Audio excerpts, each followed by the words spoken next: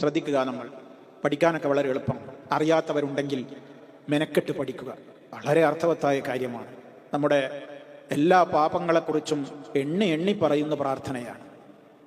പറയാനും പഠിക്കാനും അർത്ഥം ഗ്രഹിക്കാനും ഒക്കെ എളുപ്പമാണ്. അല്ലാഹുമ്മ ഗ്ഫിർലി, അല്ലാഹുവേ നീ എനിക്ക് പുറത്തു തരേണമേ. ഗഫറ മറന്നു പോകരുത്. പൊറുക്കുക എന്നൊക്കെ പറയുമ്പോൾ കേവലം നമ്മുടെ മനസ്സിൽ ഒന്നും ചിന്തയില്ലാത്ത നിലക്കല്ല പറയേണ്ടത്. ഞാൻ പ്രത്യേകം എന്നെ നിങ്ങൾ ഓർമ്മപ്പെടുത്തും.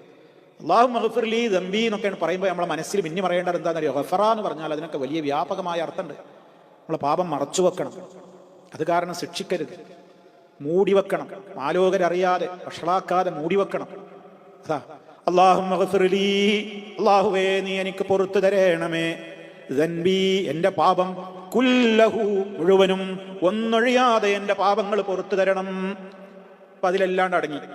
ഇനി സെപ്പറേറ്റ് ഇങ്ങനെ പറയാണ് നമ്മുടെ മനസ്സിൽ കൂടുതൽ ഓർമ്മകൾ വരാൻ. ഇതൊക്കെയാ പറയുന്നത്. 6 കാര്യങ്ങൾ പറയുന്നുണ്ട്. ഒന്നാമത്തത് ദിഖഹു വജില്ലഹു വഅവ്വലഹു വആഖിറഹു വഅലാനിയതഹു വസിറഹു. കേട്ടോ, ദിഖഹു വജില്ലഹു. എന്താണ് ദിഖ് എന്ന് പറഞ്ഞാൽ? ദിഖ് എന്ന് പറഞ്ഞാൽ വളരെ നേരിയ പാപം. ദിഖ് സൂക്ഷ്മമായത്. അപ്പൊ പാപം മുഴുവനും പുറത്തു തരണം. അതിൽ ഏറ്റവും സൂക്ഷ്മമായത്, ഏറ്റവും ചെറിയ പാപം പോലും നീ എനിക്ക് പുറത്തു തരാതെ പോകരുതേ. അതാണ് ദിഖഹു വജില്ലഹു. ജില്ല് എന്ന് പറഞ്ഞാൽ അൽ കബീർ, വലുതും. ഏറ്റവും വലിയ പാപവും ചെറിയ പാപം. ഏറ്റവും ചെറുപാപം കൊണ്ട് തുടങ്ങണം, ചെറുത് മുതൽ പഠിച്ച്. കാരണം എന്താണ്? ചെറുദോഷങ്ങൾ നിത്യമായി ചെയ്യുമ്പോൾ അത് വൻദോഷമാകും. നമ്മൾ മനസ്സിലാക്കിയിരിക്കേണ്ട ഒരു കാര്യമാണ്. ചെറുദോഷല്ലേ, ഒരു നിസ്സാരല്ലേ എന്ന് പറഞ്ഞിട്ട് നിത്യം ഇങ്ങനെ പല തെറ്റായ കാര്യങ്ങളും ഇങ്ങനെ ജനങ്ങൾ ചെയ്യും. അത് കുറേ ഉണ്ടാവുമ്പോൾ എന്താ ഉണ്ടാവുക? അത് വലിയ പാപത്തിലേക്ക് നമ്മളെ വഴി നടത്തും. അവ്വലഹു, ആ പാപത്തിൽ നിന്ന് എന്റെ പക്കൽ ആദ്യം വന്നുപോയ തെറ്റ് മുതൽ, ആഖിറഹു, അതിൽ അവസാനം വന്നത് വരെ, അവ്വലും ആഖിറും പൊറുത്തു തരണേ. എന്റെ ജീവിതത്തിൽ റഹ്മാനായ റബ്ബേ നീ എന്നോട് കൽപ്പിച്ചിട്ടുള്ള കാര്യങ്ങളിൽ വീഴ്ചകൾ വന്നതിൽ ഏറ്റവും ആദ്യം എന്നിൽ വന്ന ധിക്കാരം എന്താണ്? എന്നിൽ നിന്ന് സംഭവിച്ച ആദ്യ പാപം ഏതാണെന്ന് റബ്ബേ എനിക്കറിഞ്ഞൂടാ, നിനക്കറിയാ. ഇനി ആഖിറഹു, അതിൽ ഏറ്റവും അവസാനം വന്നത് ഏതാണെന്നും എനിക്കറിഞ്ഞൂടാ. അപ്പൊ ആദ്യം ചെയ്തത്, അവസാനം ചെയ്തത്, അപ്പൊ ആദ്യാവസാനം മുഴുവൻ പെട്ടു.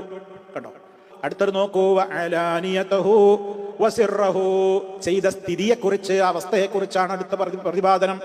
വഅലാനിയതഹു, ആ പാപങ്ങളിൽ ഞാൻ പരസ്യമായി ചെയ്തതുണ്ടാകും.